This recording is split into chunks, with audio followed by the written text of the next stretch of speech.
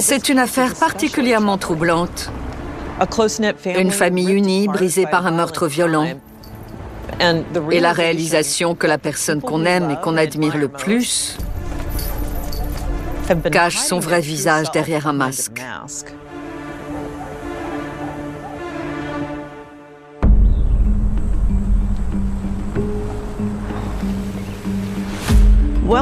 Wellington se trouve à l'ouest du comté de Palm Beach, en Floride. En 1987, Wellington est encore en plein développement et il y a peu de résidents. Toute la zone alentour est étroitement liée à l'industrie équestre. En 1987, Marlene Warren, 37 ans, son mari Michael et leurs 2 fils emménagent à l'Aéroclub de Wellington, un quartier résidentiel privé très huppé. Ma mère était une belle femme. Elle avait des cheveux blonds cuivrés et un sourire magnifique. Sa seule ambition était de nous aimer et de nous élever avec bienveillance, ce qu'elle a fait. Quand on était petit et qu'il fallait faire le ménage, elle mettait de la musique pour que ce soit moins rébarbatif. Et elle avait le chic pour toujours voir le bon côté des choses, même des corvées. Marlene et Michael Warren géraient plusieurs affaires, notamment des maisons à louer. C'est Marlene qui gérait les propriétés, tandis que Michael dirigeait une entreprise appelée Bargain Motors, qui faisait à la fois de la vente et de la location de véhicules. On a perdu notre père biologique quand j'étais très jeune. Et moi et mon frère John, on aimait notre beau-père, Michael Warren, parce que c'était un homme entreprenant. Et on l'appelait papa. Une fois les enfants devenus grands, Michael profite de tout ce que Wellington a à offrir. Il s'achète un avion, investit dans les chevaux de course et fréquente les hippodromes. Marlene, quant à elle, profite de son temps libre pour s'adonner à une de ses passions. Ma mère peignait tout ce qui l'inspirait. Et elle adorait les clowns.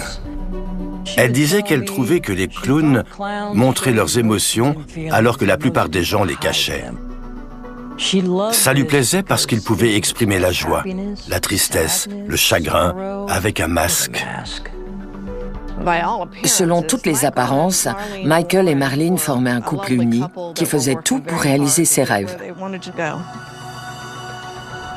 En 1988, un an à peine après leur installation à Wellington, les Warren vont vivre une terrible tragédie qui va bouleverser à jamais l'équilibre de la famille. Moi et mon frère, John, on était très proches. Il avait 2 ans de plus que moi. On faisait du vélo ensemble, on allait voir les copains, on s'amusait bien. Et en 1988, à 22 ans, mon frère a eu un accident de voiture et a succombé à une hémorragie interne. Ça a été un tel choc pour moi que j'en suis resté sans voix. Ça a été un vrai traumatisme. Mais ma mère s'obligeait à être forte parce qu'elle savait qu'elle devait l'être pour moi. La famille Warren peine à se remettre de la mort de John. Et moins de 2 ans plus tard, le 26 mai 1990, Marlene Warren est chez elle et prépare le petit déjeuner pour Joseph et quelques-uns de ses amis. Des copains étaient venus la veille et avaient dormi à la maison. Et ce matin-là, entre 9h et 10h, on prenait le petit déjeuner en regardant la télé dans le salon, près de la porte d'entrée qui était une double porte vitrée. Un de mes amis a dit « Il y a quelqu'un à la porte ». Ma mère a dit « J'y vais ».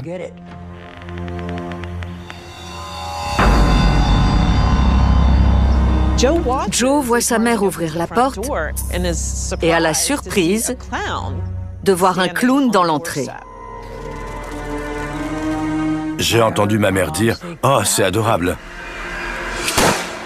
Et puis, j'ai entendu comme un ballon qui éclatait. Et elle est tombée. Mes amis et moi, on n'a pas tout de suite compris ce qui se passait. On était déboussolés. À ce moment-là, le clown était penché sur ma mère et il nous regardait. Et puis il est parti. Je me suis précipité vers ma mère. Elle crachait du sang et n'arrivait pas à respirer. J'ai vu que ses dents avaient toutes été cassées. C'était vraiment horrible. Et à ce moment-là, j'ai compris qu'on lui avait tiré dans la bouche. Le bruit que j'avais entendu, c'était un coup de feu.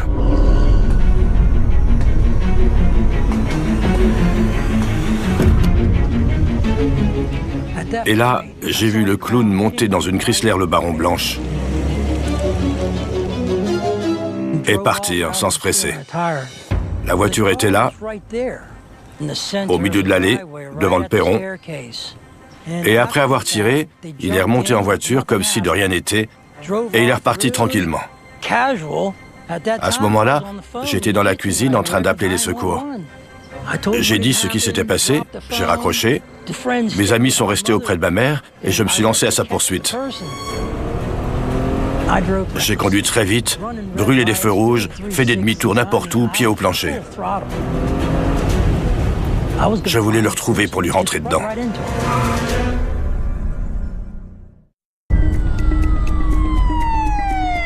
Pendant que Joe poursuit la Chrysler blanche, les secours arrivent sur les lieux. Marlene a reçu une balle dans la bouche et elle est inconsciente.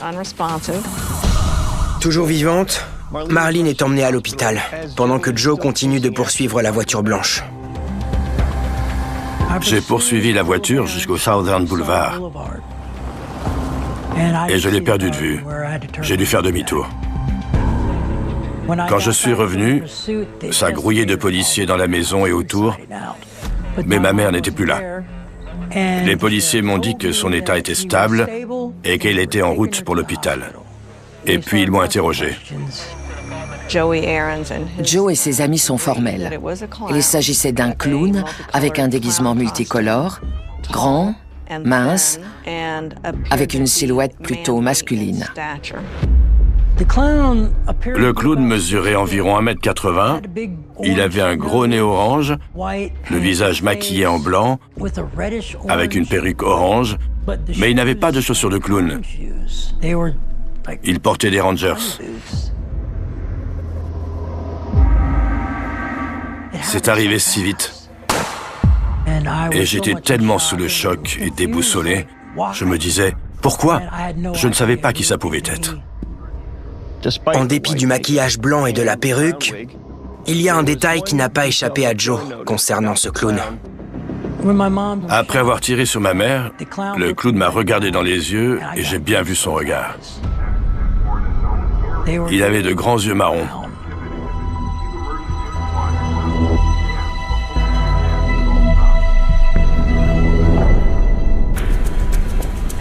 En interrogeant les témoins, les enquêteurs apprennent qu'après avoir tiré sur Marlene, le clown est reparti en emportant l'arme avec lui. Mais la police ne retrouve aucune douille sur place. L'absence de douille laisse penser que l'arme utilisée est probablement un revolver. Contrairement à un pistolet, un revolver n'éjecte pas la douille au moment du tir. Les enquêteurs retrouvent un panier blanc contenant des fleurs blanches et rouges et 2 ballons, dont l'un porte l'inscription « Tu es la meilleure ». Ils ont apporté le tapis de l'entrée. Ils ont tout passé au peigne fin, y compris la poignée de porte. Bref, ils ont recueilli le maximum d'indices possibles. Pendant que j'étais à la maison, j'ai appelé mon père sur son téléphone de voiture. Il allait à l'hippodrome voir un de ses chevaux courir. Je me souviens que je lui ai dit « On a tiré sur maman. Je crois qu'elle va mourir. » Il ne comprenait pas. « Quoi? Comment ça? Il s'est passé quoi? » Je ne suis pas rentré dans les détails. Je lui ai juste dit de rentrer. Marlene est entre la vie et la mort. La police laisse Joe et Michael aller à l'hôpital où les médecins font tout ce qui est en leur pouvoir pour la sauver. Sa blessure est terrible. La balle est entrée par la bouche, a traversé les dents et l'arrière de la gorge. Ils l'ont opérée et ils ont réussi à extraire la balle qui s'était logée dans la colonne vertébrale. C'est une balle de calibre 38. Les médecins parviennent à la maintenir en vie, mais elle est malheureusement inconsciente. Tout ce dont je me souviens, quand on était à l'hôpital, c'est que je ne voulais pas quitter sa chambre. Je lui tenais la main en espérant une réaction. Je voulais qu'elle serre ma main, qu'elle cligne des yeux, n'importe quoi. À l'hôpital, la police interroge Michael Warren, le mari de Marlene. Quand un crime de ce type est commis, le conjoint est toujours le premier soupçonné. Mais Michael Warren a un alibi en béton. Il était en voiture, avec des amis, en route pour un hippodrome, à 1 heure de là. Ce n'était pas lui sous ce déguisement de clown. Mais la police lui demande qui aurait pu en vouloir à Marlene. Il n'en sait rien, mais ajoute qu'elle gère toutes les propriétés qu'il loue, c'est-à-dire une vingtaine, et que c'était peut-être un locataire mécontent, et qu'il fallait peut-être chercher de ce côté. Marlene Warren, 40 ans, est actuellement entre la vie et la mort dans cet hôpital.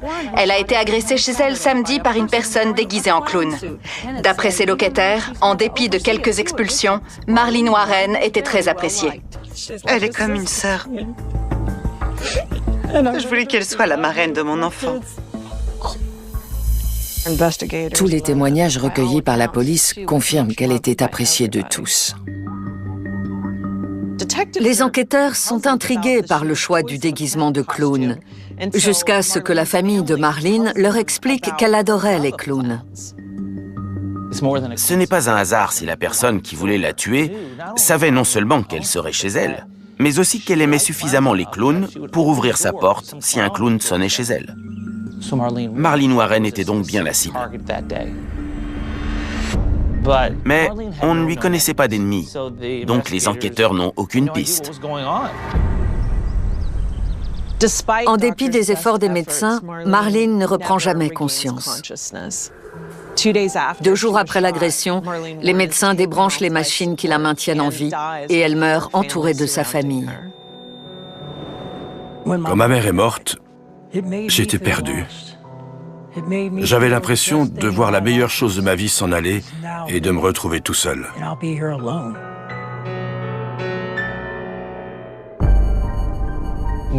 La mort de Marlene provoque un véritable vent de panique à Wellington. Et pour cause. Un clown meurtrier vient d'assassiner une femme sans mobile apparent. Tout le monde est sur les nerfs. Et les gens appellent la police dès qu'ils aperçoivent un clown. La police reçoit de nombreux signalements, mais aucun ne correspond au clown qu'a vu Joe. Toutefois, au bout de 4 jours, les autorités reçoivent un autre appel. La Chrysler Le Baron Blanche a été retrouvée abandonnée sur le parking d'un centre commercial. Les enquêteurs pensent qu'il s'agit probablement de la voiture du meurtrier. Elle est sur le parking depuis plusieurs jours, à seulement 12 km du domicile des Warren. Elle est remorquée jusqu'au bureau du shérif pour y être fouillée. Dans la voiture, ils récupèrent les 4 tapis de sol, sur lesquels se trouvent différents résidus, notamment des fibres oranges. Les enquêteurs estiment que ces fibres oranges pourraient très bien provenir d'une perruque de clown. Et ils trouvent également de longs cheveux bruns. Les enquêteurs tentent désormais de savoir d'où vient le déguisement de clown. Ils appellent alors les boutiques spécialisées pour voir si l'une d'elles a vendu ce type de déguisement récemment. Et ils trouvent ce qu'ils cherchent. À la fin des années 80, je travaillais à temps partiel dans une boutique appelée Capezio Spotlight, qui était le seul endroit en ville où on pouvait trouver toutes sortes de déguisements. Le 24 mai 1990, je venais de fermer la boutique quand quelqu'un a frappé à la porte. J'ai vu que c'était une femme, avec de longs cheveux bruns et de grands yeux marrons. Je lui ai dit « C'est fermé, revenez demain ». Et elle a dit « Oh non ». Elle était très insistante et voulait un déguisement de clown. Je lui ai ouvert.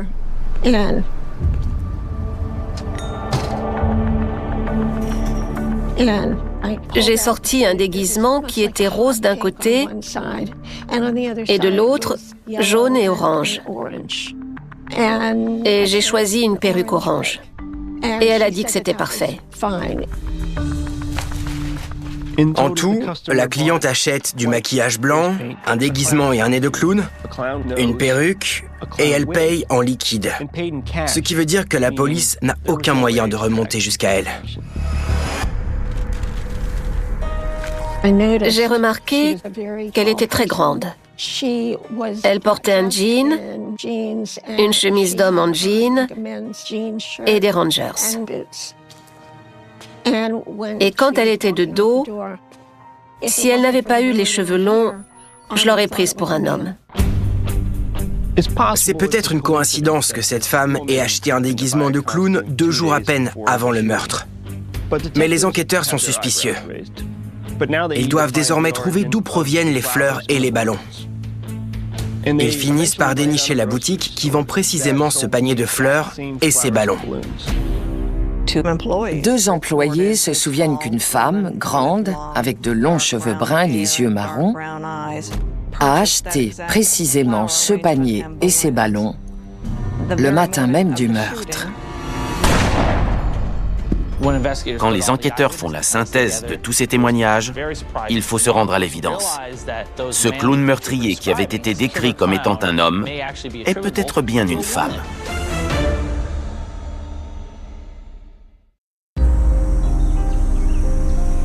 Quatre jours après son décès, Marlene est enterrée.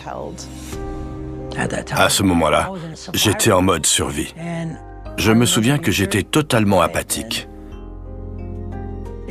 C'était un tel déchirement de me dire qu'elle était morte. J'ai perdu une partie de moi ce jour-là. Joe est aussi une victime. Il a été affreusement traumatisé de voir ce clown tirer sur sa mère et la tuer. Être témoin de ça, ça m'a tellement choqué que mon cerveau a fait un blocage. J'avais très peur. Je ne suis pas retourné à la maison, je ne pouvais pas. J'étais peut-être en danger, moi aussi. J'en ai parlé à mon père, je lui ai dit qu'il valait mieux que je m'en aille, et je suis allé vivre chez mes grands-parents. À partir de là, Joe se retrouve tout seul. Mais il continue d'essayer d'aider la police, qu'il interroge une nouvelle fois pour voir s'il se souvient de quoi que ce soit qui pourrait faire avancer l'enquête.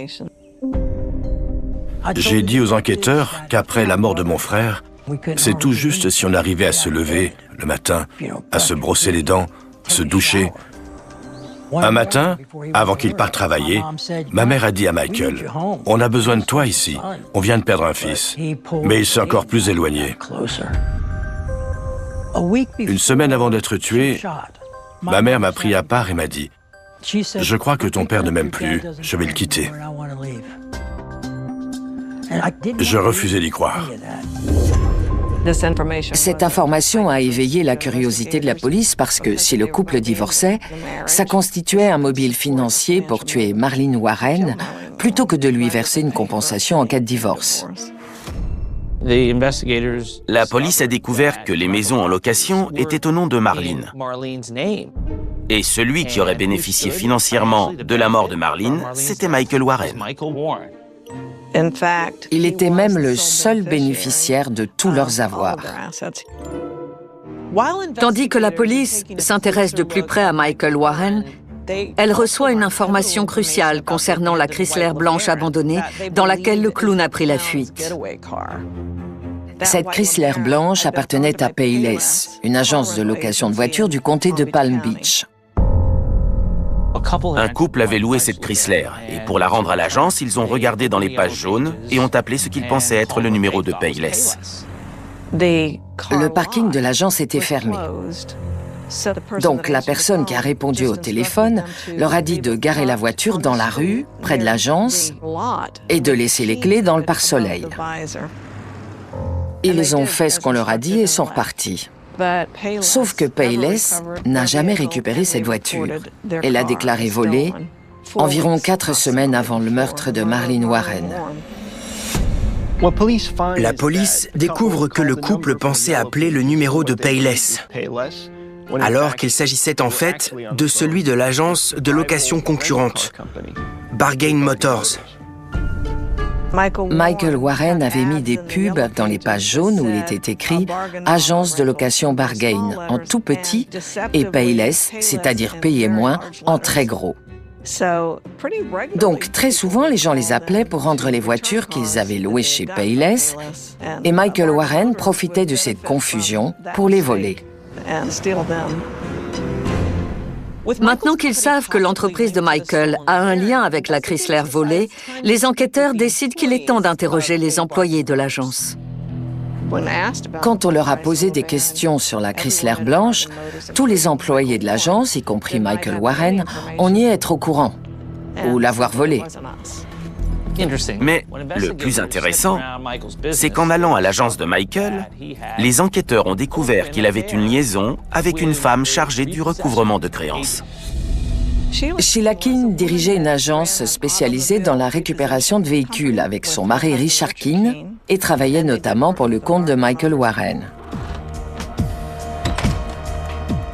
Et il était de notoriété publique chez Bargain Motors que Sheila Keane et Michael Warren avaient une liaison. Non seulement elle a une liaison avec le mari de Marlene Warren, mais elle correspond aussi parfaitement à la description de la femme qui a acheté le déguisement de clown, les fleurs et les ballons. Une femme aux longs cheveux bruns et aux yeux marrons. Et ce n'est pas tout. Le recouvrement de créances est un métier dangereux, donc elle a une arme. Et elle porte souvent des Rangers. Les enquêteurs découvrent autre chose. Bien qu'ils dirigent l'agence ensemble, elle et son mari sont séparés. Elle vit seule dans un appartement. Après avoir réuni tous ces éléments, la police décide d'interroger Michael Warren et Sheila Keane séparément. Avez-vous une liaison avec Sheila? Non. Vous êtes bien sûr? Oui. Formelle. Michael maintient que leur relation est purement professionnelle et Sheila dit la même chose. De nombreux témoins nous ont dit que vous étiez plus qu'amis. Que vous couchiez ensemble, pour être précis. Non, il n'y a rien de sexuel entre nous. Elle tente également de fournir un alibi pour le jour du meurtre. Elle affirme qu'elle était en train de récupérer des voitures. Et en chemin, vous vous êtes arrêté? Vous avez parlé à quelqu'un? Non. Quand on lui demande où elle était exactement et quelle voiture elle a récupérée, elle refuse de donner des détails. Je voulais vous parler de votre arme. J'en ai pas. Vous n'en avez jamais eu? Si, quand je vivais avec mon mari. Mais quand on a déménagé, elle a disparu. C'était quoi? Un 38 spécial. Dès que les enquêteurs apprennent que Sheila Keane a possédé un revolver de calibre 38, le même calibre que la balle qui a tué Marlene, ils insistent. Comment se fait-il que tous les indices semblent pointer vers vous? Je dis la vérité. Donc si quelqu'un dit qu'il m'a vu ou qu'il a vu quelqu'un qui me ressemblait, il va me falloir un avocat. Dès que Sheila réclame un avocat, l'interrogatoire est terminé. Mais entre son alibi douteux et le calibre 38 qui a disparu, pour les enquêteurs, c'est la suspecte numéro 1. Ils font donc venir la vendeuse de déguisement pour voir si elle peut identifier Sheila Keane parmi plusieurs photos. Ce que je tiens là, c'est ce qu'on m'a montré au bureau du shérif. Et là, c'est la photo de la femme que j'ai reconnue. Ces grands yeux marrons, je les ai tout de suite reconnus. Et évidemment, ses longs cheveux bruns. Elle a identifié formellement Sheila Keane comme étant la femme qui avait acheté le déguisement de clown. On se demandait au début qui avait pu tuer cette mère de famille qui n'avait aucun ennemi.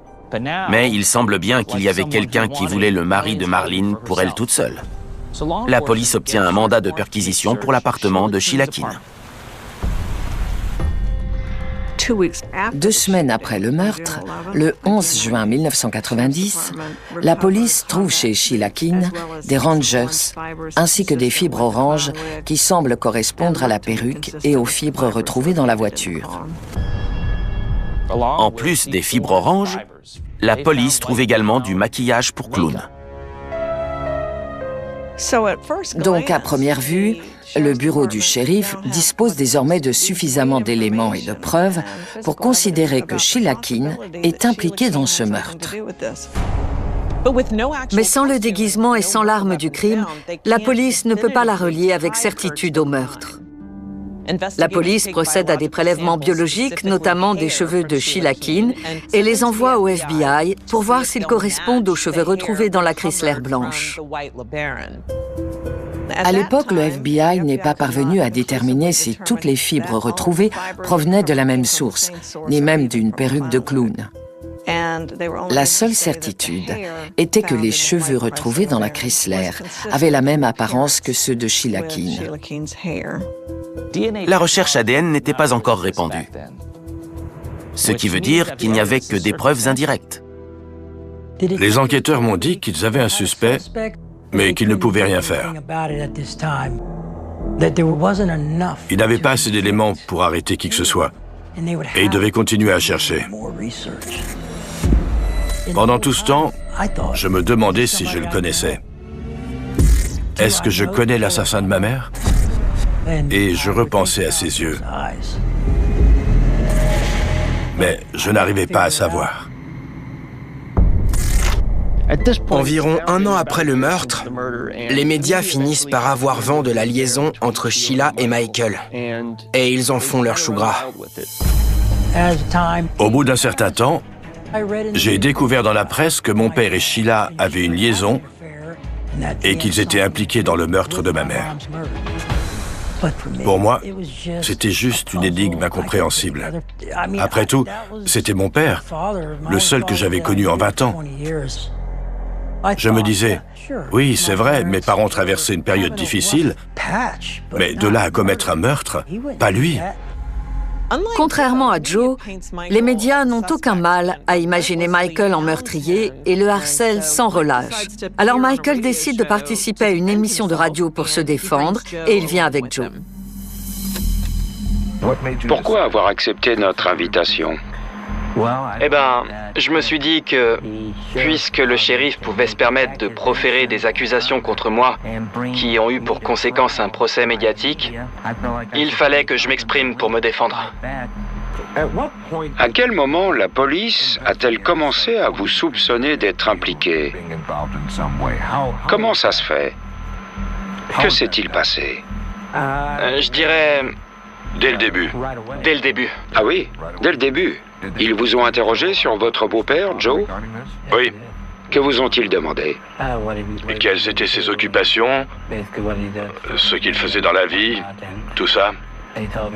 Ils m'ont dit qu'ils avaient déjà enquêté sur lui, mais qu'ils n'avaient rien pu prouver. Et ils ont essayé de retourner la situation. Malgré l'acharnement médiatique et les rumeurs, Joe soutient son père et est convaincu de son innocence. Vous pensez qu'il y avait quelque chose entre Sheila Keane et votre beau-père? Non, ils travaillaient juste ensemble. À la radio, je l'ai défendu parce qu'il n'y avait rien qui prouvait sa culpabilité. Et puis, 1 an après le meurtre de Marlene, la police reçoit un appel qui pourrait bien permettre d'écarter définitivement Michael et Sheila en tant que suspects. En 1991, un détenu du nom d'Edward Barr a dit à son codétenu que c'était lui qui avait tué Marlene Warren.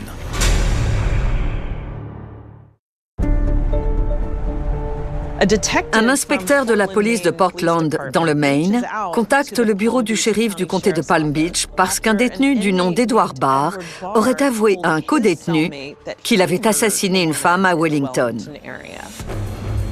Edward Barr a raconté que, déguisé en clown, il avait tué une femme à West Palm Beach à la demande de son mari, qui voulait toucher la prime de son assurance vie.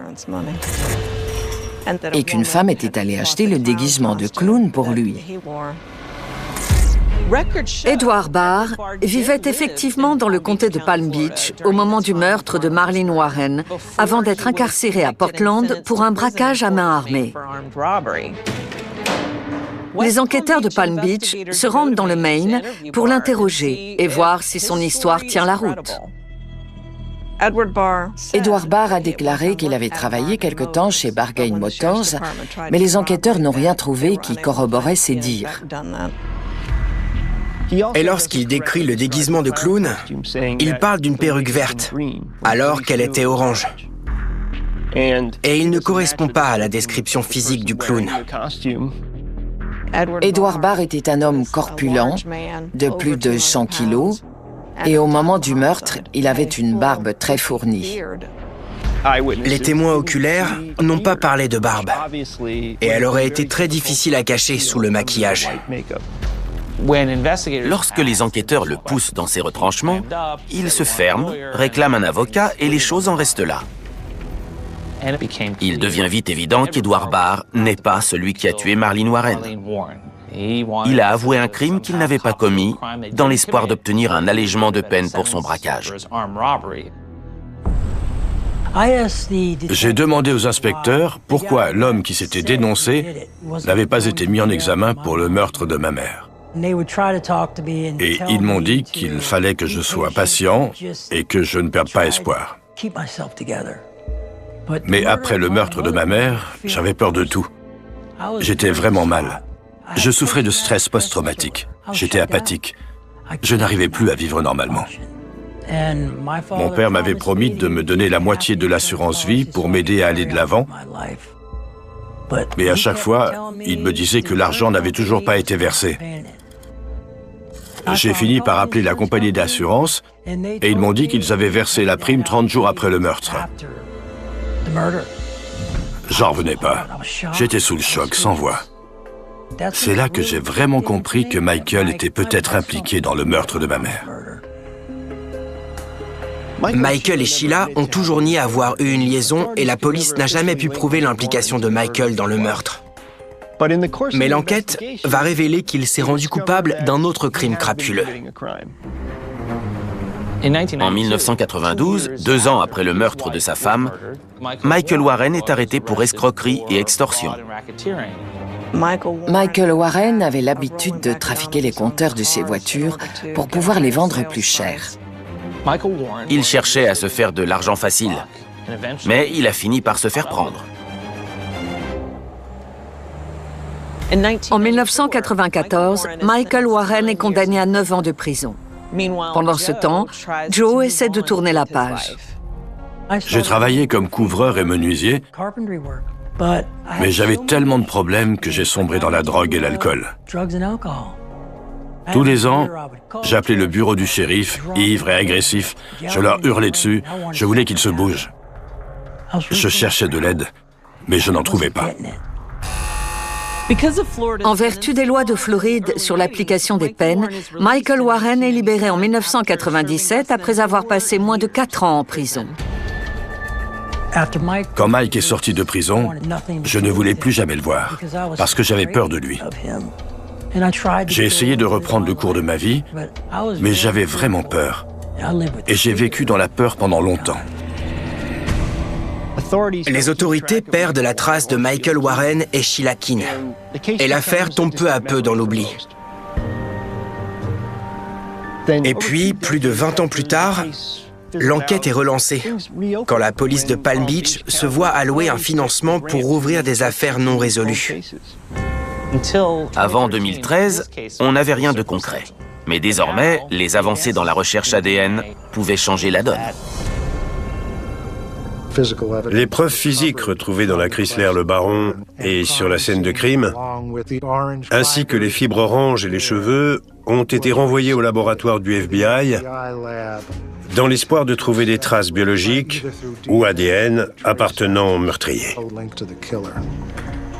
On a demandé au laboratoire de réexaminer en détail les moindres interstices du panier, ainsi que les rubans et les ballons pour vérifier si on n'était pas passé à côté de quelque chose. Ça a pris des années parce que c'était une vieille affaire et que les affaires les plus récentes avaient la priorité. En 2016, les enquêteurs reçoivent les résultats du laboratoire et tiennent enfin quelque chose qui pourrait faire avancer l'enquête. Sous un microscope puissant, les techniciens du labo ont repéré emmêlée dans un ruban du ballon une fibre orange similaire à celle retrouvée dans la voiture et dans l'appartement de Sheila Keene. Et donc, ils ont conclu que toutes ces fibres synthétiques avaient la même composition chimique. Les cheveux retrouvés dans la voiture ont fait l'objet d'une recherche ADN. Et les résultats désignent la suspecte principale du meurtre à l'époque, Sheila Keene. Au bout de 27 ans, les enquêteurs ont enfin une preuve formelle qui relie Sheila Keene à la voiture abandonnée et à la scène de crime. En août 2017, un mandat d'arrêt est émis contre Sheila Keene pour meurtre avec préméditation. Grâce à nos bases de données, j'ai pu remonter jusqu'à une maison à Abingdon, en Virginie, dont la propriétaire n'était autre que Sheila Keene. Les enquêteurs découvrent également que durant les années où ils ont perdu sa trace, Sheila s'est mariée, environ 10 ans après le meurtre de Marlene, avec Michael Warren. Michael et Sheila se sont mariés quand Michael est sorti de prison en 1997. Ils se sont installés en Virginie et ont ouvert un restaurant dans le Tennessee. Le fait que Sheila Keene et Michael Warren se soient mariés n'a fait que confirmer ce qu'on soupçonnait depuis le début. Puis, les enquêteurs découvrent une photo choquante de sa vie dans le Tennessee. Voici une photo de Sheila Keene Warren, dans le restaurant qu'ils possédaient tous les deux, dans la cuisine plus précisément. Elle a été prise le jour d'Halloween, et vous remarquerez que Sheila avait donc choisi ce jour-là de se déguiser en clown. Ça en dit long. Et ce n'est probablement pas une coïncidence. La personne qui a tué la première femme de Michael était déguisée en clown. On avait retrouvé du maquillage de clown dans l'appartement de Sheila lors de la perquisition. Et là encore, Sheila porte un déguisement et un maquillage de clown des années plus tard. Vu ses antécédents, elle aurait pu s'abstenir, mais après avoir refait sa vie ailleurs, elle est retombée dans ses travers. Ça fait froid dans le dos de l'avoir déguisée comme ça, sachant qu'elle était la principale suspecte d'un meurtre depuis toutes ces années. C'était elle qu'on soupçonnait d'être la personne qui s'était déguisée en clown et qui avait tué Marlene Warren en lui tirant une balle dans la bouche. On aurait pu penser que ce serait le dernier déguisement qu'elle choisirait pour s'amuser. Le 26 septembre 2017, la police part arrêter Sheila Keene Warren pour meurtre avec préméditation. Cet après-midi-là, la police l'a aperçue dans une voiture avec Michael Warren. Le véhicule a été arrêté et Sheila Keene Warren a été menottée. La première question qu'elle a posée, c'est « Vous arrêtez aussi mon mari ?» Pourquoi a-t-elle dit ça, à moins de savoir qu'on l'arrêtait pour complot, en vue d'assassiner Marlene Warren? Elle pensait avoir échappé à la justice depuis 27 ans. Et ça a été une grande satisfaction de la voir dans ce véhicule de police. Une fois Sheila menottée, les policiers interrogent Michael, mais il refuse de parler. Je me suis adressé à Mike Warren et je me souviens de sa froideur. Je lui ai dit qu'il était possible de négocier une peine plus clémente pour Sheila s'il était prêt à nous dire toute la vérité sur ce qu'il était arrivé exactement à Marlene Warren en mai 1990. Il a refusé de parler et il est parti. En 2017, la police de West Palm Beach m'a annoncé qu'elle avait arrêté Sheila Keene pour le meurtre de ma mère. J'étais tellement sous le choc que je ne savais pas comment réagir. J'étais à la fois content et déboussolé. Et c'est là que l'inspecteur m'a appris que Sheila avait épousé Mike. Et là, toutes les pièces du puzzle se sont assemblées. Sheila Keane se voit refuser la libération sous caution et elle reste en prison en attendant son procès. Mais la défense soulève un éventuel vice de procédure. Au fil des ans, les sacs contenant les scellés s'étaient déchirés. Et comme les fibres oranges emmêlées dans les rubans n'avaient été trouvées qu'après coup, la défense a soulevé la possibilité d'une manipulation de scellés et a demandé qu'ils soient déclarés irrecevables au procès. L'avocat de la poursuite est venu me voir et m'a dit « On a un problème. La défense propose 10 ans de réclusion pour homicide. » J'ai refusé. Je voulais un chef d'accusation pour meurtre avec préméditation, pas d'homicide. Il a présenté cette offre à la défense, qui l'a acceptée. Après avoir entendu tous les délibérés, souhaitez-vous toujours plaider coupable en échange de la peine qui a été négociée? Oui. Le 25 avril 2023, Sheila Keane Warren plaide coupable du meurtre de Marlene Warren. Elle est condamnée à 12 ans de réclusion, qui était la peine minimale en 1990.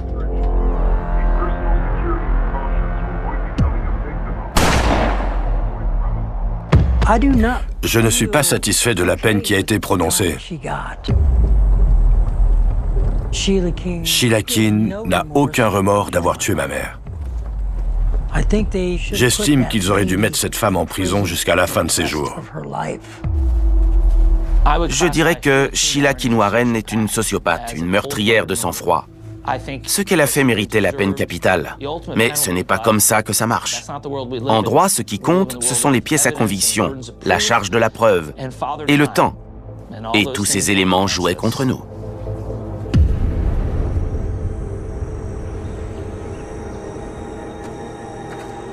À l'heure actuelle, on n'a rien contre Michael Warren. Et j'aimerais que ça change. Je ne perds pas espoir. Ma mère était un ange sur terre. Et je sais qu'elle est au paradis. Je suis heureux du temps que j'ai eu avec elle. Ça a été difficile. Mon frère, mon père, ma mère. J'ai perdu toute ma famille. Je me console en me disant que j'ai 2 anges. Ma mère et mon frère qui veillent sur moi et qui me guident.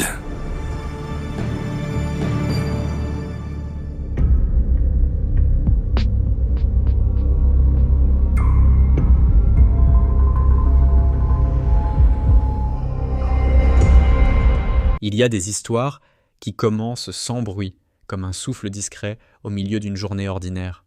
Des histoires qui n'ont rien de spectaculaire à première vue, mais qui, peu à peu, déposent en nous une trace indélébile.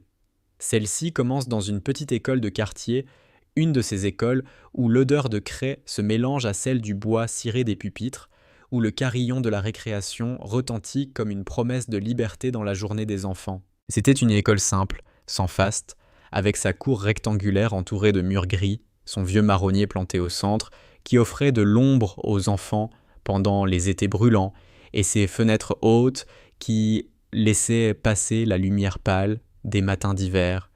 Chaque jour, la routine se répétait, le bruit des chaussures d'enfants dans les couloirs, les chuchotements avant que la maîtresse entre, les cahiers qui s'ouvrent en grincement léger, et puis ce moment tant attendu où la sonnerie annonçait la récréation. C'est là que commença à se faire remarquer un petit garçon.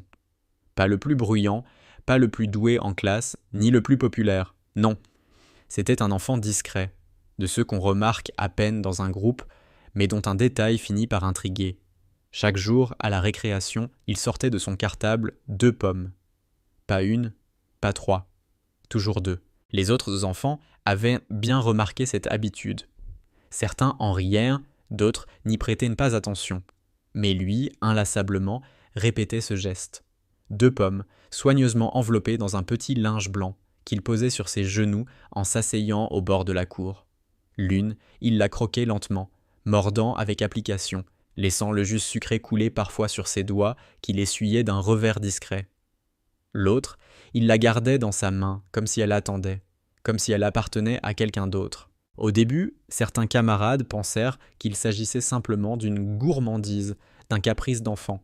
Mais à y regarder de plus près, il y avait dans la façon qu'il avait de tenir la deuxième pomme quelque chose de différent, une délicatesse, une patience. Comme s'il savait qu'elle n'était pas pour lui. La maîtresse, une femme d'une 40aine d'années, au regard attentif et bienveillant, le remarqua aussi. Elle s'interrogea, sans toutefois poser la question tout de suite.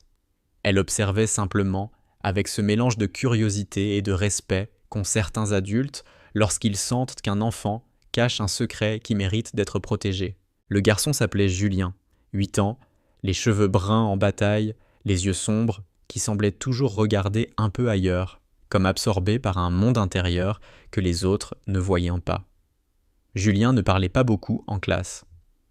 Il écrivait correctement, lisait d'une voix hésitante, mais appliquée, et levait rarement la main. Mais à la récréation, quand il sortait ses 2 pommes, il devenait une silhouette silencieuse qui intriguait tout le monde. Un jour, un camarade osa lui demander « Pourquoi tu prends toujours 2 pommes ?» Julien, sans se troubler, répondit simplement « Parce qu'il faut 2 pommes, il n'en dit pas plus. » L'autre enfant haussa les épaules et partit jouer au ballon. Mais cette phrase resta suspendue, comme une énigme. La vérité, personne ne la connaissait encore. Elle allait se révéler lentement, comme un secret que le temps lui-même prend soin de dévoiler. Les jours passèrent, identiques et différents à la fois. L'automne arriva, avec ses feuilles mortes qui craquaient sous les pas, ces matins froids où la buée des respirations des enfants se mélangeait aux cris joyeux. Julien continuait d'apporter ses 2 pommes. Toujours. Parfois rouges, parfois vertes, parfois tachées de petits points bruns, mais toujours 2. La maîtresse, un midi d'octobre, décida de s'asseoir près de lui pendant qu'il déballait ses fruits. Elle lui sourit doucement et demanda, comme si elle parlait d'autre chose.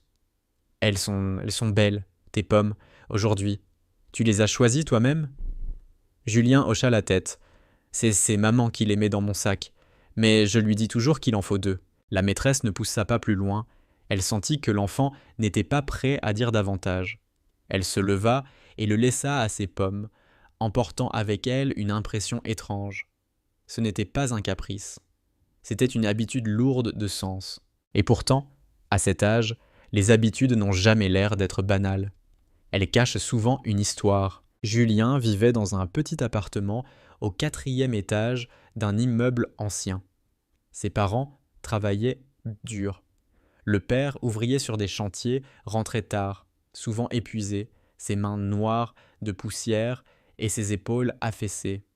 La mère, couturière, passait ses journées à piquer du tissu, à raccommoder des pantalons usés, à rendre vie à des habits que d'autres auraient en jeté. L'argent manquait, mais la tendresse circulait dans ce foyer modeste, comme une lumière qui persiste même dans les pièces les plus sombres. Julien avait une petite sœur, Claire, 6 ans, 2 ans de moins que lui, et c'est pour elle que, chaque matin, il insistait auprès de sa mère pour emporter 2 pommes. Une pour lui, une pour elle, car Claire, elle, ne pouvait pas aller à l'école. Elle était née fragile, avec une santé vacillante, son souffle court, ses joues pâles, ses jambes fines, qui ne la portaient pas toujours. Les médecins avaient parlé de traitements longs, de prudence, d'attente. Alors, pendant que Julien partait chaque matin à l'école, avec son cartable trop grand pour lui, Claire restait à la maison, souvent assise près de la fenêtre, à regarder les enfants du quartier descendre en courant dans la rue. Julien, dans son cœur d'enfant, avait trouvé une manière de la faire participer malgré tout. Chaque récréation, quand il sortait ses 2 pommes, il imaginait qu'elle était là, assise à côté de lui, et qu'ils croquaient ensemble. La première bouchée, pour lui.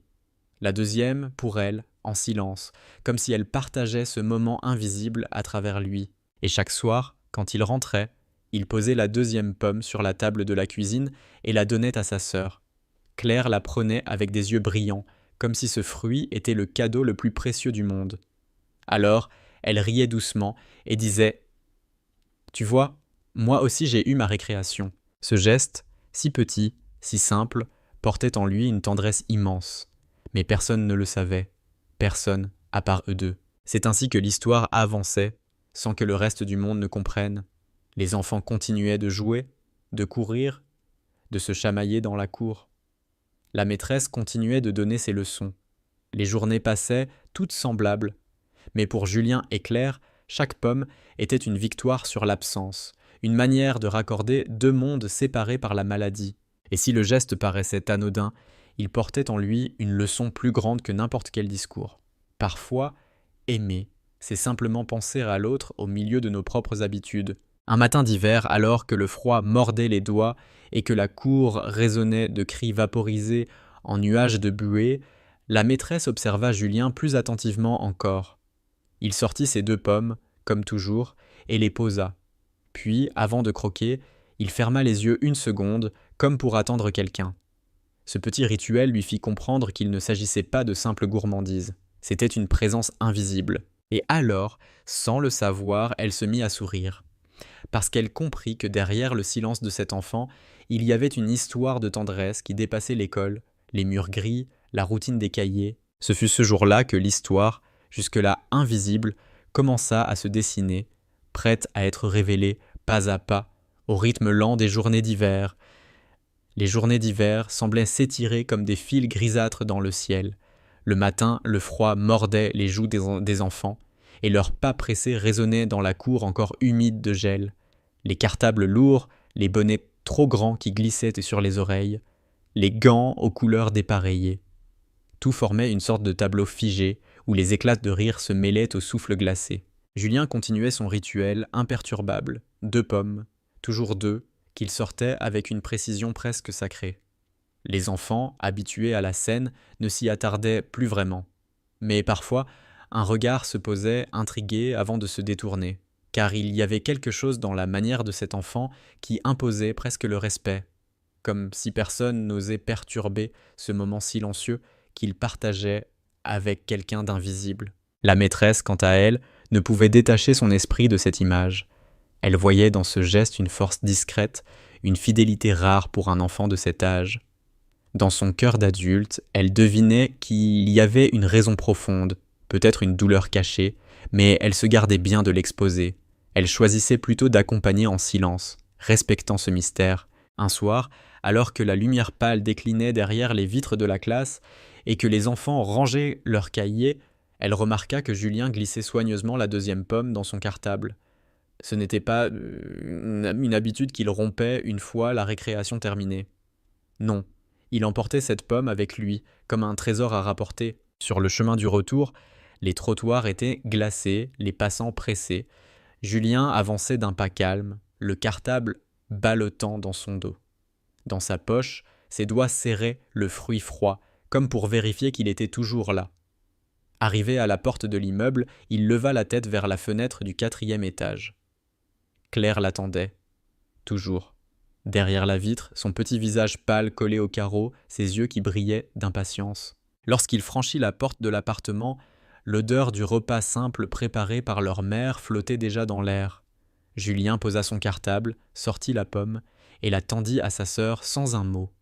Claire la prit avec une joie immense, comme si ce geste répétitif avait le pouvoir de transformer chaque soir en fête.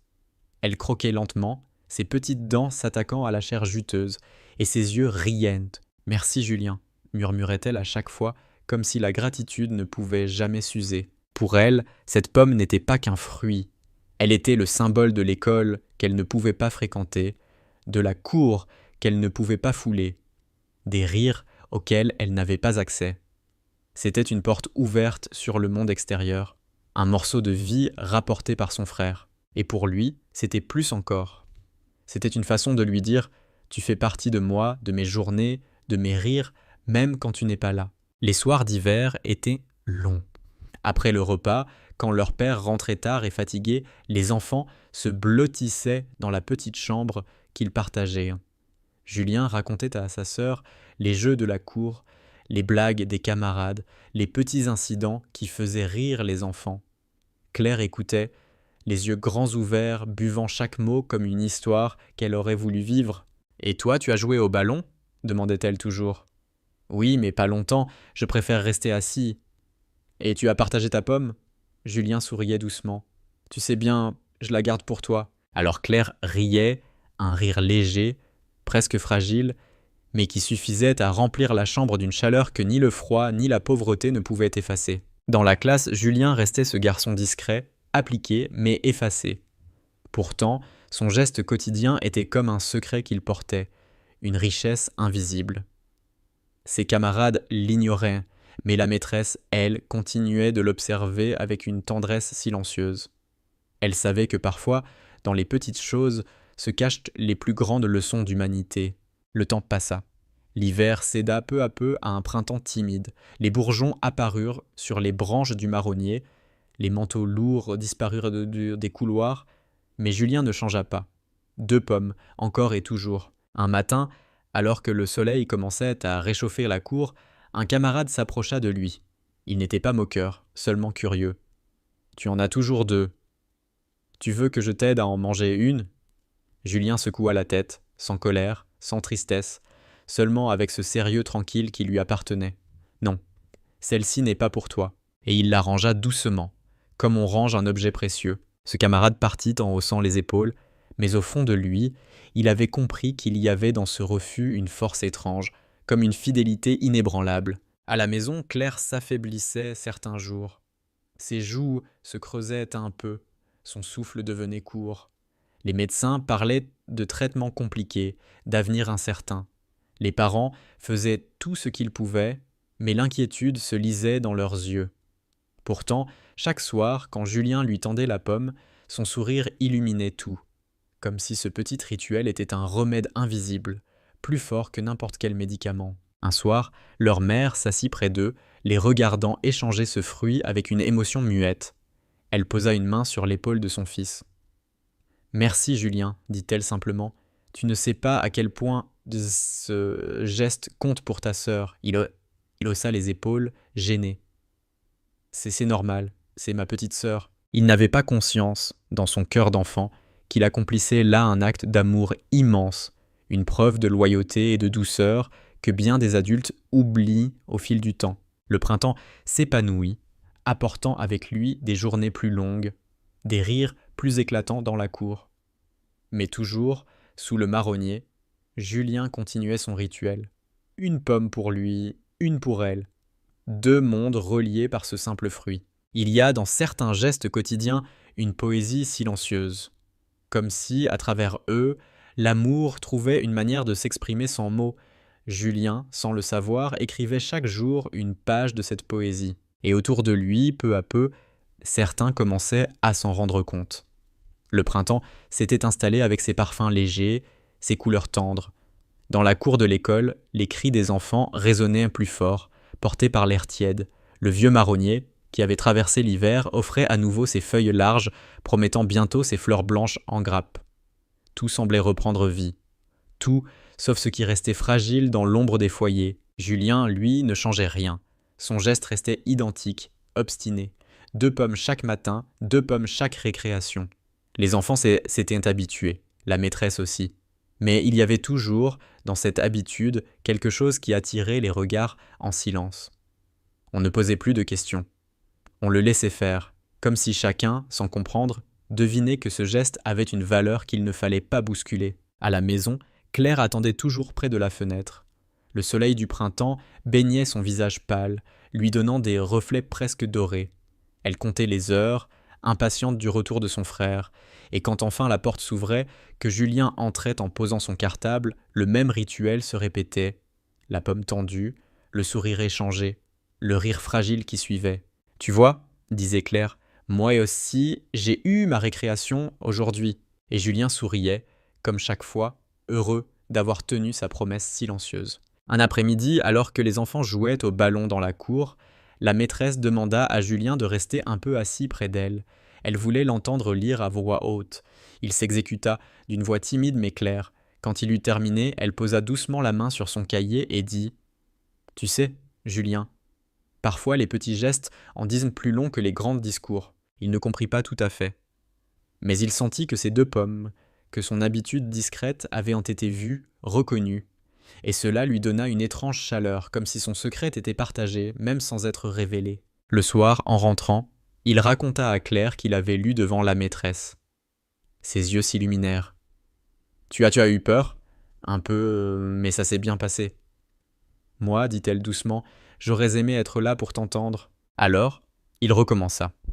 Assis sur le lit, il reprit le texte et le lut encore une fois.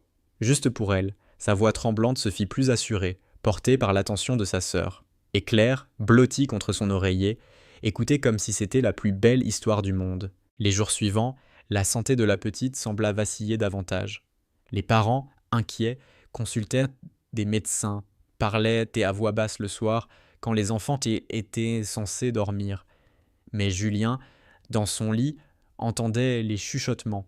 Il comprenait, à sa manière, que l'avenir de Claire était incertain. Alors chaque matin, il s'accrochait plus fort à son rituel. 2 pommes, toujours. Comme une manière de dire tant qu'il y aura 2 pommes, il y aura 2 enfants, 2 vies liées. À l'école, la maîtresse décida d'organiser une petite fête pour le printemps. Les enfants décorèrent la classe avec des fleurs en papier, préparèrent des poèmes à réciter. Julien, discret, ne participa pas bruyamment, mais il fabriqua 2 fleurs au lieu d'1. Quand la maîtresse lui demanda pourquoi, il baissa les yeux et murmura « Parce qu'il en faut 2. » Elle sourit, émue, sans chercher à en savoir plus. Le jour de la fête, les enfants chantèrent, récitèrent leurs poèmes. Les parents étaient invités. Julien, lui, savait que sa mère ne pourrait pas venir. Elle devait rester avec Claire. Alors il fit son petit rôle, récita ses lignes avec sérieux, et à la fin, il ramassa sa 2e fleur et la garda dans son cartable. Le soir, en rentrant, il la posa sur la table de chevet de sa sœur. « Tiens, dit-il, celle-là c'est la tienne. » Claire la prit dans ses petites mains et la serra comme un trésor. Ses yeux brillèrent d'un éclat que Julien n'oublierait jamais. Il y avait dans cette maison modeste une chaleur que rien ne pouvait étouffer. Malgré la fatigue du père, les longues heures de la mère, l'ombre de la maladie, il y avait cette lumière portée par un frère et une sœur qui savaient s'aimer simplement, sans grands mots, avec des pommes et des fleurs en papier. Les semaines passèrent. Le marronnier de la cour s'épanouit en larges fleurs blanches, les enfants couraient à l'ombre de ses branches. Les rires éclataient plus clairs. Julien continuait de s'asseoir à son coin habituel, 2 pommes sur les genoux.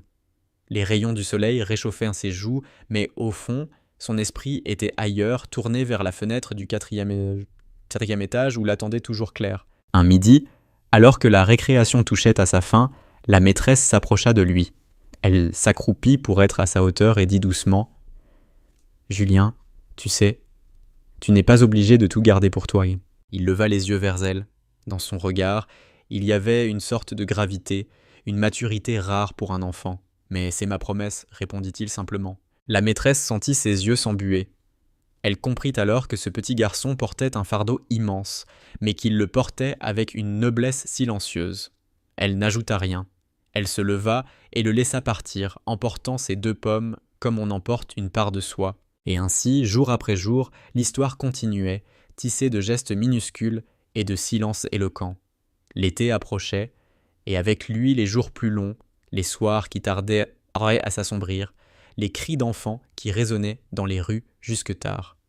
À l'école, les fenêtres grandes ouvertes laissaient entrer l'air chaud et l'odeur des tilleuls en fleurs. Le vieux marronnier, dans la cour, projetait une ombre généreuse sous laquelle les enfants se trouvaient refuge après avoir couru.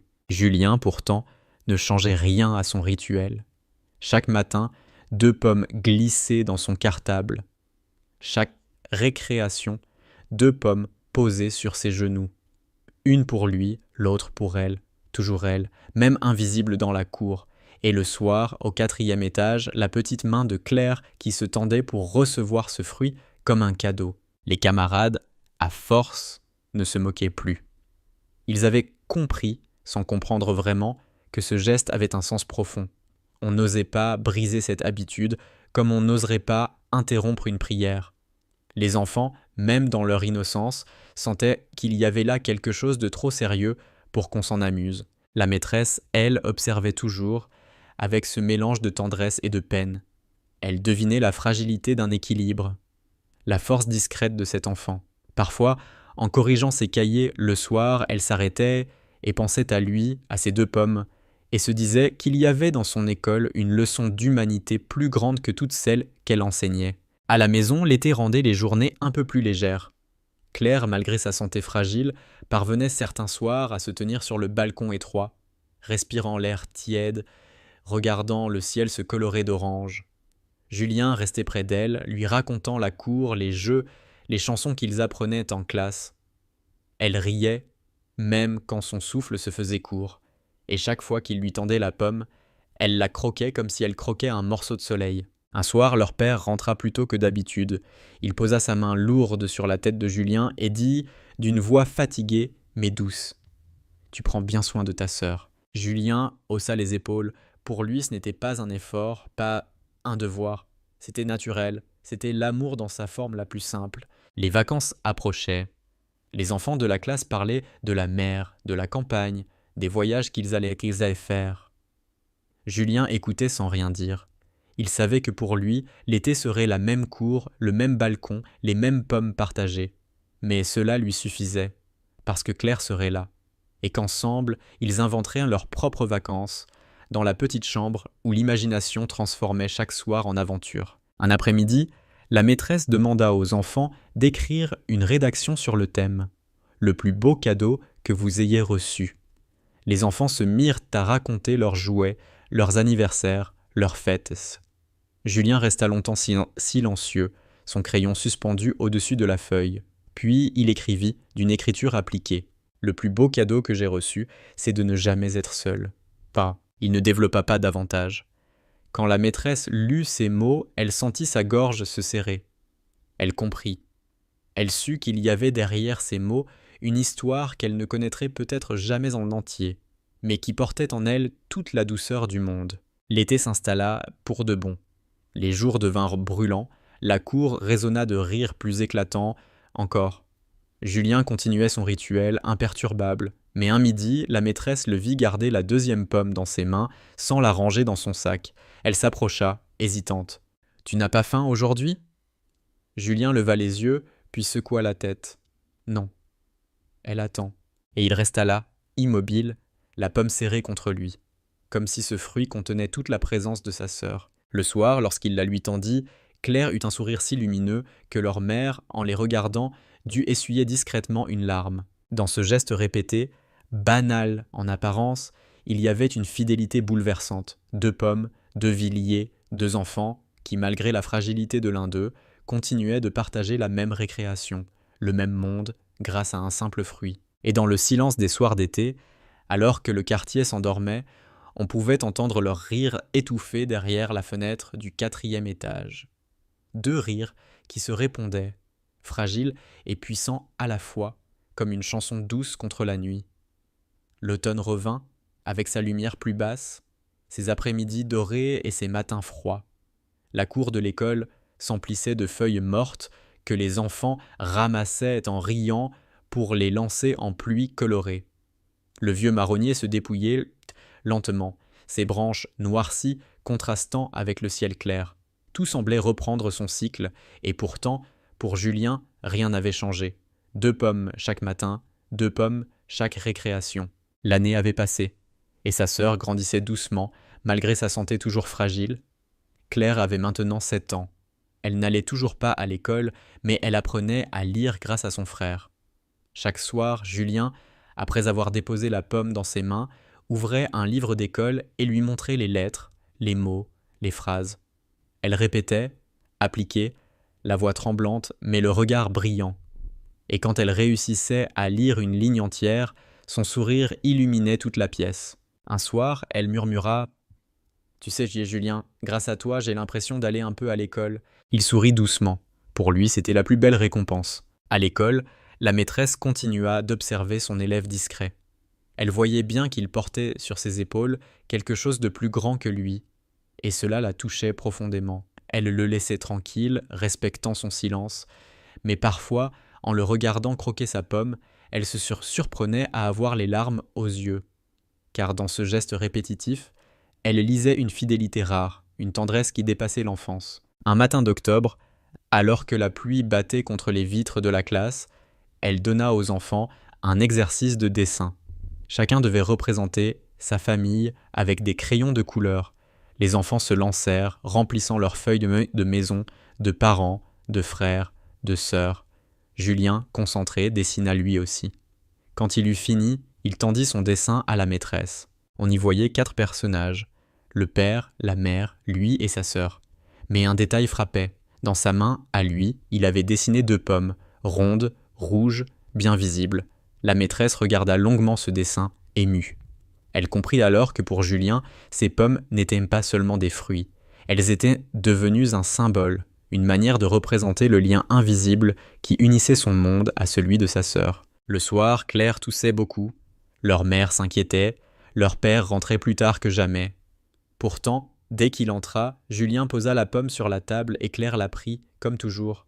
Sa petite main tremblante serra le fruit contre sa poitrine, comme si cette pomme pouvait l'aider à respirer mieux. Julien s'assit à côté d'elle et lui raconta la pluie battante, le marronnier qui perdait ses feuilles, les enfants qui riaient sous l'averse. Elle écoutait, les yeux fermés, souriant faiblement. Et quand il termina, elle ouvrit les yeux et dit « Quand je mange cette pomme, c'est comme si j'étais avec toi sous l'arbre, dans la cour. » Il baissa la tête, les yeux humides, et murmura « Alors je t'y emmène, chaque jour. » Les semaines passèrent ainsi, rythmées par la pluie, par le froid, par la routine des classes. Mais chaque soir, dans le petit appartement du 4e étage, un rituel donnait à la vie un éclat de douceur. Un jour, à l'école, un camarade s'approcha à nouveau de Julien. Ce n'était pas pour se moquer, mais avec une curiosité sincère. « Tu gardes toujours une pomme pour toi ?» Julien secoua la tête. « Non. Elle n'est pas pour moi. Alors, elle est pour qui ?» Julien hésita, puis répondit simplement « Elle est pour quelqu'un qui n'a pas de récréation. » L'enfant resta silencieux. Il comprit à sa manière que cette pomme invisible appartenait à quelqu'un d'important. Et sans poser d'autres questions, il repartit jouer, laissant Julien à son rituel. À la maison, Claire continuait de s'accrocher. Certains soirs, elle avait plus de force et riait aux éclats. D'autres fois, elle restait allongée, fatiguée, mais jamais sans sourire quand son frère déposait la pomme dans sa main. Un soir de novembre, alors que le vent soufflait fort dehors, Claire s'endormit avec la pomme serrée contre elle. Julien resta longtemps assis à son chevet, la regardant dormir. Il sentit alors que ce simple fruit était devenu bien plus qu'un symbole. Il était devenu une promesse, un fil invisible entre eux deux. Et dans ce silence tendre, il comprit que tant qu'il continuerait à apporter 2 pommes, sa sœur aurait toujours une place dans la cour de l'école, dans les cris des enfants, dans le bruit des feuilles sous le marronnier. Ce fut à cet instant, peut-être, que l'histoire dépassa l'enfance pour devenir une leçon d'humanité. L'hiver revint, froid et tranchant, déposant sur les toits du quartier une fine couche de givre qui brillait sous le premier soleil du matin. Les enfants, emmitouflés dans leurs écharpes, se pressaient dans la cour en laissant derrière eux de petits nuages blancs à chaque respiration. Les rires résonnaient encore, mais plus courts, comme s'ils gelaient dans l'air avant de disparaître. Julien, fidèle à lui-même, ne manqua jamais son geste. 2 pommes, encore et toujours. Ses doigts engourdis par le froid déballaient soigneusement le petit linge dans lequel sa mère les enveloppait. Une pomme pour lui, croquée lentement, et l'autre serrée dans sa main comme on garde un trésor. Personne ne s'étonnait plus. On le laissait tranquille, respectant en silence ce rituel devenu presque sacré. À la maison, la saison rendait les choses plus difficiles pour Claire. Le froid pénétrait jusque dans leurs os, malgré les couvertures entassées et les vieux radiateurs qui sifflaient faiblement. Certains soirs, elle toussait longtemps avant de trouver le sommeil. Mais même dans sa fatigue, elle n'oubliait jamais de tendre la main vers la pomme que Julien rapportait. Et dès qu'elle l'avait entre ses doigts, son visage s'illuminait d'un sourire qui chassait l'ombre de la maladie. Un soir, alors que la neige tombait silencieusement dehors, recouvrant les trottoirs d'un voile blanc, Claire mordit dans sa pomme et dit doucement « Tu sais, quand tu me la portes, j'ai l'impression que tu m'invites dehors. C'est comme si je marchais avec toi dans la cour, comme si je sentais le vent froid sur mes joues. » Julien baissa les yeux ému, et répondit à voix basse. « Alors je t'invite chaque jour. » Leurs parents, qui écoutaient, sans intervenir, sentirent leur cœur se serrer. Dans ce simple échange, dans cette fidélité obstinée de leur fils, il y avait une force qu'aucune pauvreté, qu'aucun malheur n'aurait pu effacer. À l'école, la maîtresse proposa aux enfants d'écrire une lettre pour Noël. Certains parlaient de cadeaux, d'autres de voyages, d'autres encore de jouets qu'ils espéraient trouver au pied du sapin. Julien, silencieux, prit son crayon et écrivit lentement. « Pour Noël, je voudrais que ma sœur puisse venir un jour avec moi dans la cour sous l'arbre, qu'elle puisse courir, même un peu. Mais si ce n'est pas possible, alors je veux qu'elle continue de sourire quand je lui donne la pomme. Parce que son sourire, c'est mon plus beau cadeau. » La maîtresse lut sa lettre en silence, le cœur serré. Elle ne montra pas son émotion devant la classe, mais ce soir-là, en corrigeant ses copies, elle garda longtemps la feuille de Julien entre ses mains, comme si elle tenait un morceau fragile d'éternité. Les fêtes arrivèrent, simples, dans leur maison modeste. Pas de guirlandes luxueuses, pas de grands repas. Mais il y avait la chaleur des regards, le rire des enfants, et surtout, comme chaque jour, la pomme partagée. Claire, malgré sa faiblesse, insista pour préparer un petit dessin qu'elle offrit à son frère. 2 pommes dessinées côte à côte, avec en dessous, en lettres maladroites, « Merci ». Julien garda ce dessin dans son cartable, entre 2 cahiers. Et parfois, quand la classe lui semblait trop longue ou la fatigue trop lourde, il le regardait en secret et retrouvait la force de continuer. Les jours s'étiraient dans la lenteur de l'hiver. Chaque matin, les pas crissaient sur la neige gelée. Chaque récréation apportait son lot de cris joyeux et de courses effrénées. Mais pour Julien, chaque jour ressemblait à un serment répété. 2 pommes, une pour lui, une pour elle. Un midi, alors qu'il s'asseyait sous le marronnier dépouillé, la maîtresse s'approcha doucement. Elle s'assit près de lui, le laissant croquer en silence, puis elle dit « Tu sais, Julien, il y a des gestes qui changent le monde. On croit qu'ils sont petits, mais ils sont grands, très grands. » Julien leva les yeux, étonné. « Moi, je fais juste ce que je dois. » La maîtresse sourit, émue. Oui, il croyait faire juste ce qu'il devait, mais dans ce devoir, il y avait une grandeur que peu d'adultes atteignaient.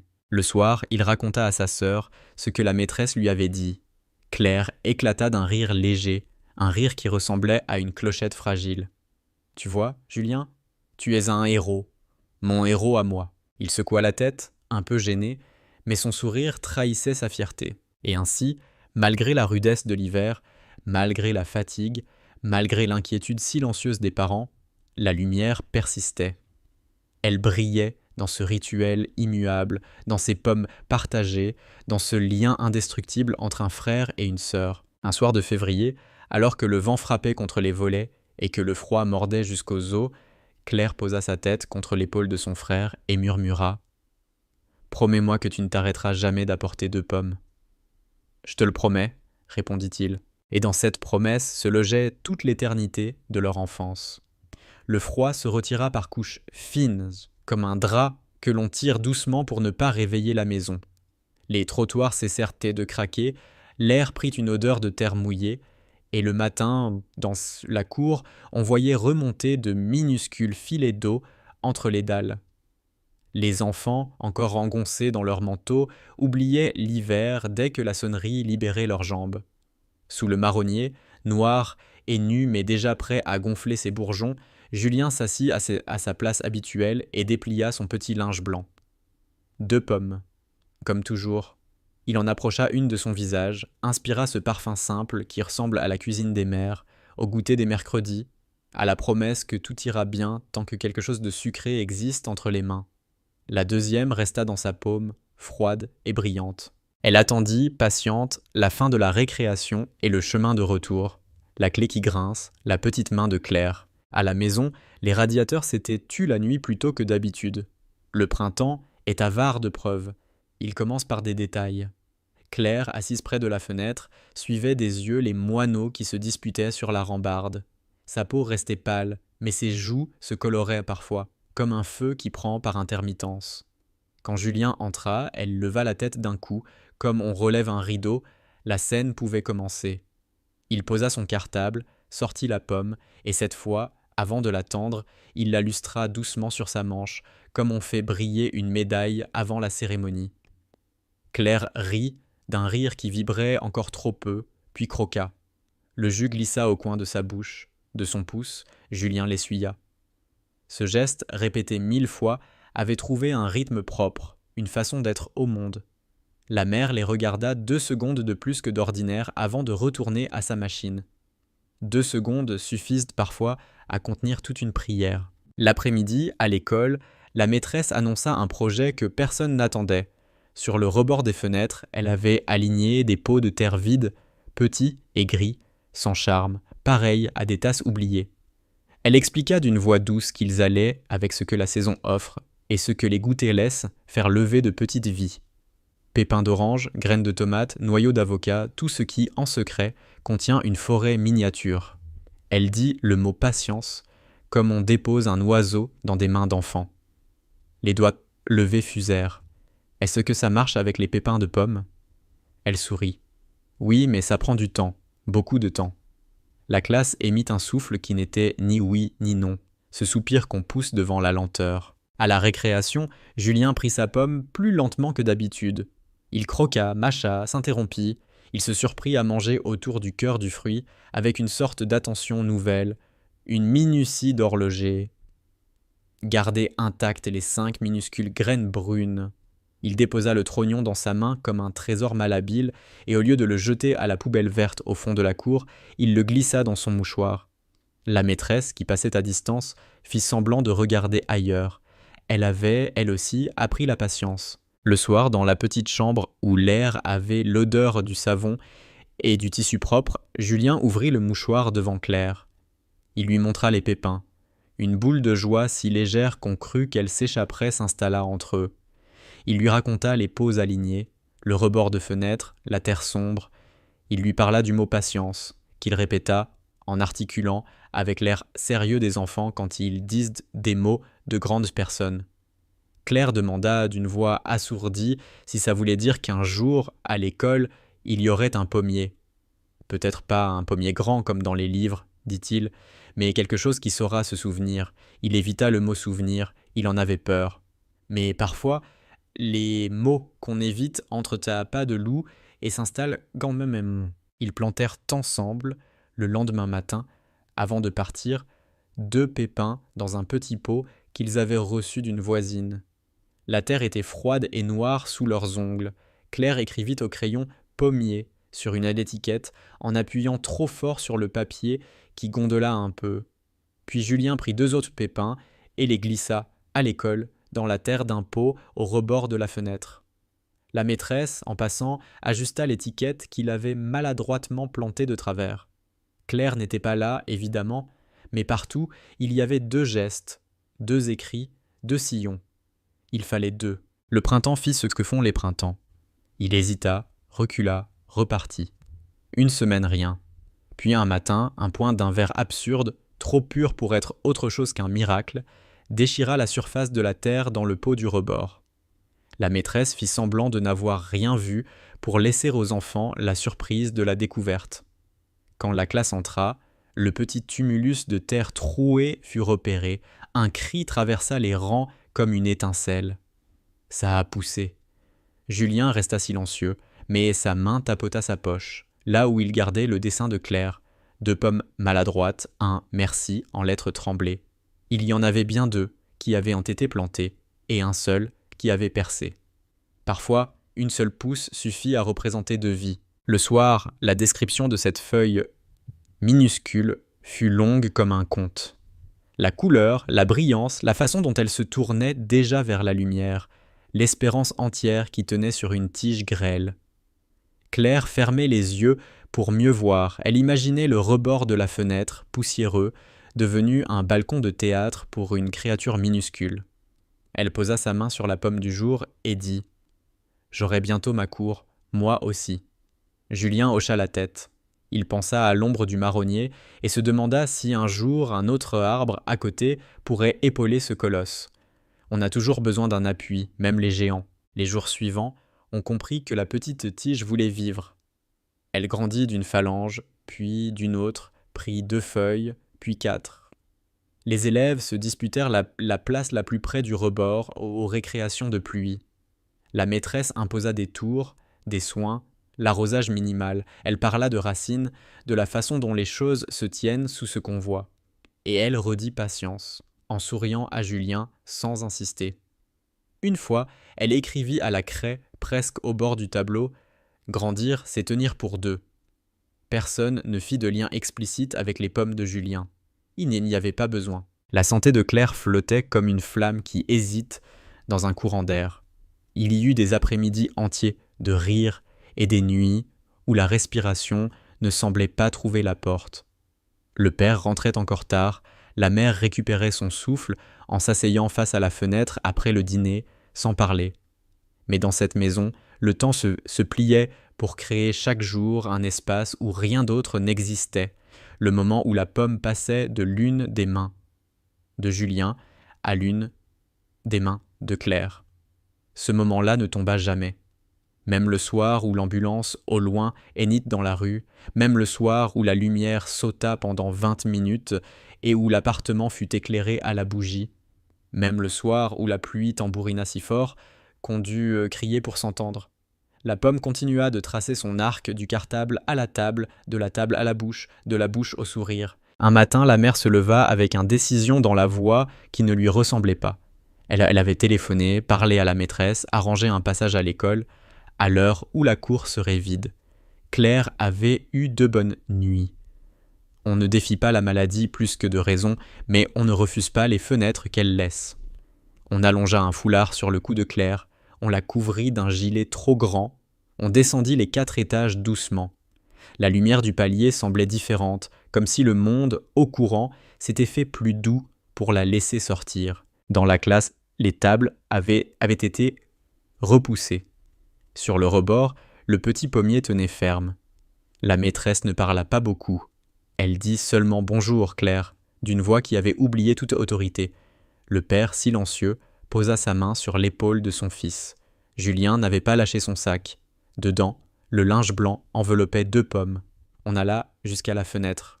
Claire regarda la tige, les feuilles qu'on aurait dites découpées dans un papier neuf, et elle rit avec un bruit de clochette qu'aucun instrument ne reproduit.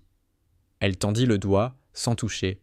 Le soleil perça à ce moment précis, à la façon des coïncidences que la mémoire promet toujours d'être vérité. La maîtresse proposa d'ouvrir la fenêtre.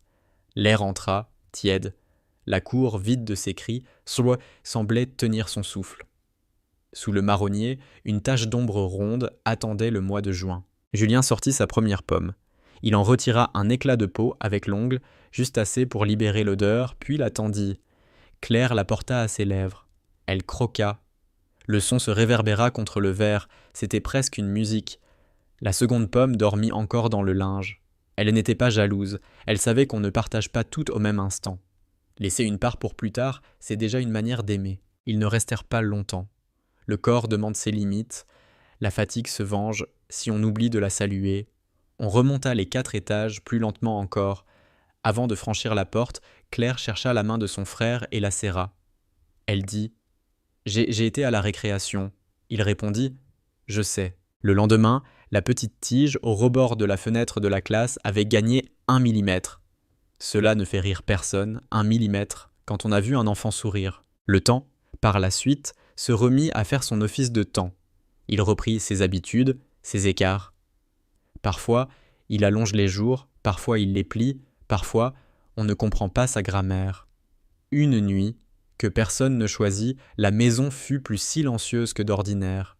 Les professionnels du silence savent reconnaître ces jours-là. Un verre qu'on repose avec trop d'attention, une chaise qui ne grince pas, une lampe qu'on allume en appuyant 2 fois sur l'interrupteur sans y penser. Sur la table de la cuisine, près du petit bouquet de feuilles séchées, la pomme resta entière jusqu'au matin. Julien s'assit, prit la pomme dans ses mains et la garda longtemps. Il n'y a pas de mots pour ces heures-là. Alors on serre les choses pour qu'elles nous serrent en retour. La maîtresse, ce jour-là, posa sa main sur la table de Julien en entrant, comme on pose une pierre plate au milieu d'un courant trop fort. Elle ne demanda rien. Elle parla plus lentement à la classe, laissa des silences respirer entre les phrases.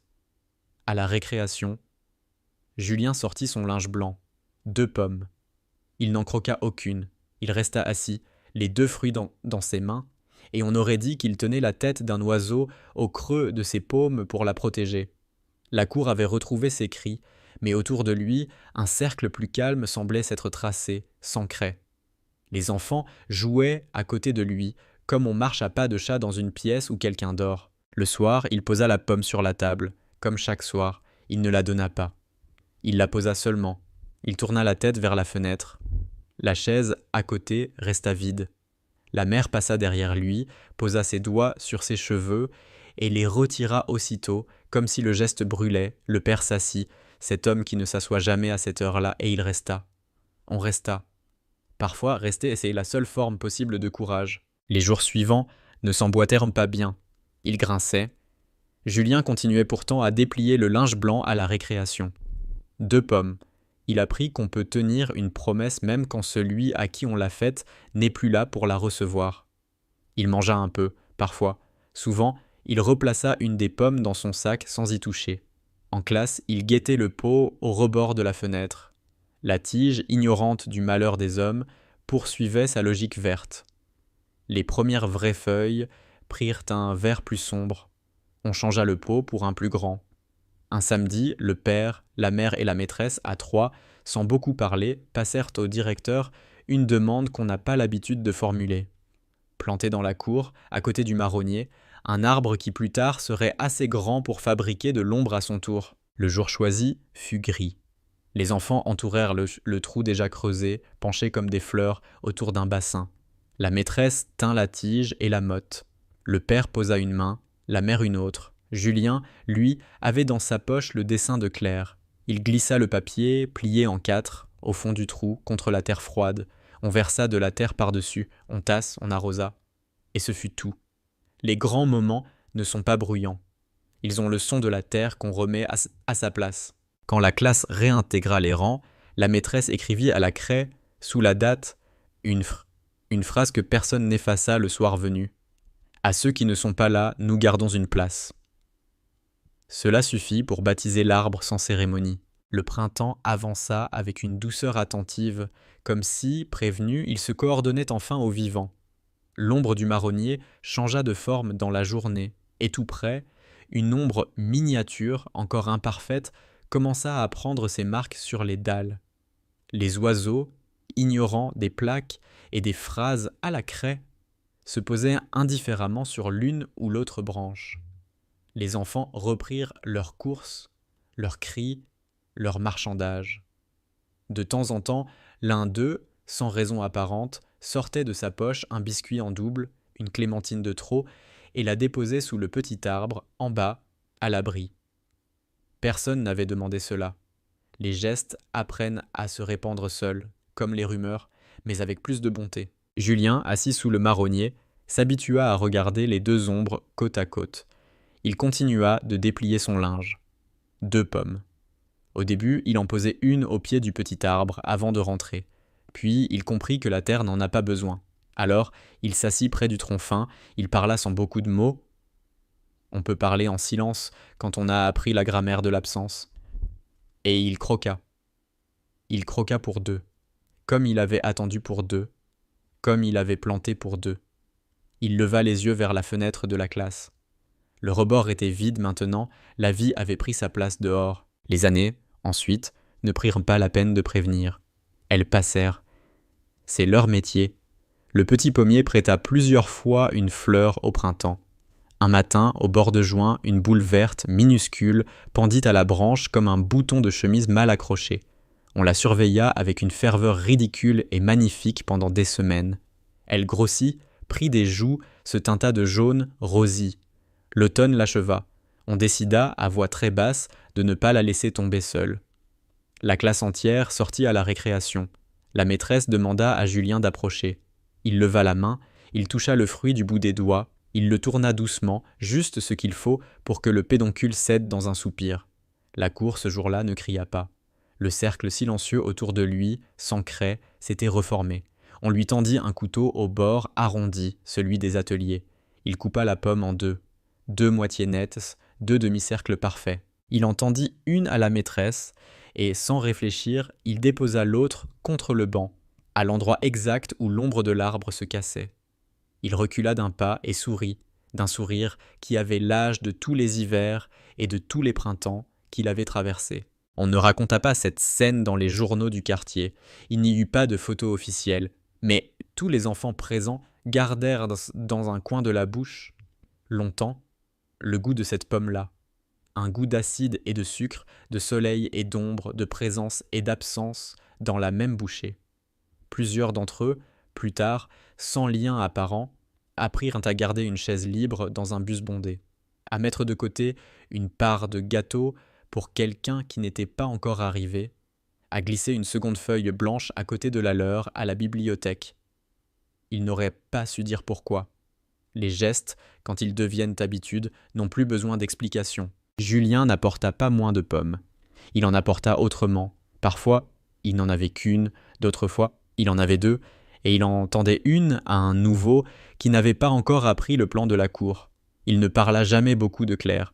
Il portait sa présence comme on porte une lumière dans une poche. On la sent, on sait qu'elle est là. On vérifie de temps en temps de la main, on ne la brandit pas au soleil. Sous le marronnier, près du petit pommier, il s'assit encore, les saisons suivantes, et il prit l'habitude d'observer ceux qui arrivaient et en courant, et ceux qui restaient au bord. Il finit par s'asseoir, souvent, près de ceux qui restaient au bord. Il ne leur parlait pas tant que ça. Il dépliait simplement un petit linge blanc, et dedans, il y avait, certaines fois, 2 pommes. Un jour de rentrée, la maîtresse, plus de cheveux blancs, la même voix adoucie par les années, écrivit à nouveau au tableau une phrase qui tenait sur une ligne. Aimer, c'est garder une place et se souvenir de la remplir. Elle nettoya la craie sur sa jupe, se tourna vers la classe et vit sur le rebord, à la même place qu'autrefois, un pot. Il était vide. Un élève du premier rang leva la main. « On peut recommencer ?» Elle sourit. « Oui, on peut toujours recommencer. » Dans la cour, 2 ombres travaillaient côte à côte.